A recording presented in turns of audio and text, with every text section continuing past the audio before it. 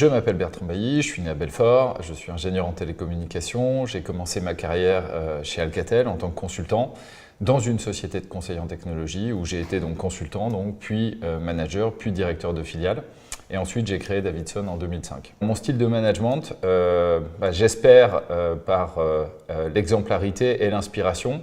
Les jours où je ne suis pas très inspiré, j'espère être au moins exemplaire parce que je crois qu'on ne peut pas obtenir de l'engagement et de la motivation des gens sans l'être soi-même.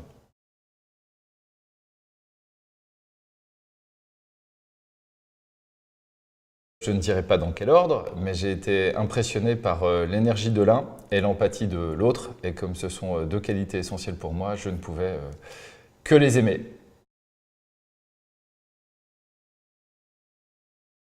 Alors ça, c'est une question totalement malhonnête, Frédéric, puisque ça laisse penser que tu m'as laissé le choix alors que c'est pas vrai.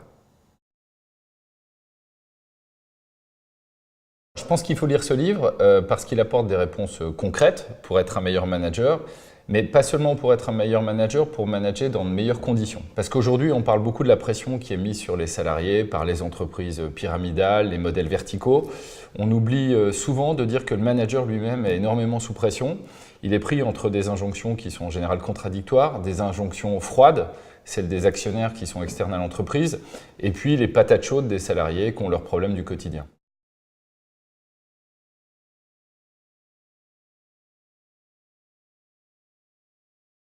Le conseil que je lui donnerais, c'est d'arrêter de penser à la place des autres. Nous, on pense que le vrai pouvoir aujourd'hui, c'est pas de manager avec autorité, c'est d'écouter, de faire la synthèse et puis de créer une ambiance et un projet qui correspondent à ce que chacun peut exprimer.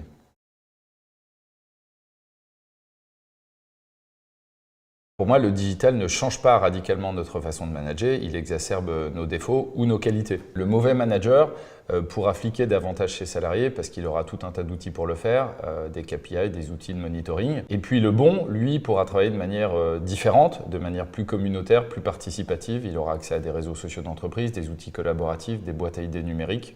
Donc en réalité, ça ne change pas notre façon de travailler. Alors je pense que non, ce ne sont pas deux ennemis. Le digital permet de gagner du temps et ce temps, il faut que les managers l'utilisent pour s'intéresser et se préoccuper de leurs équipes.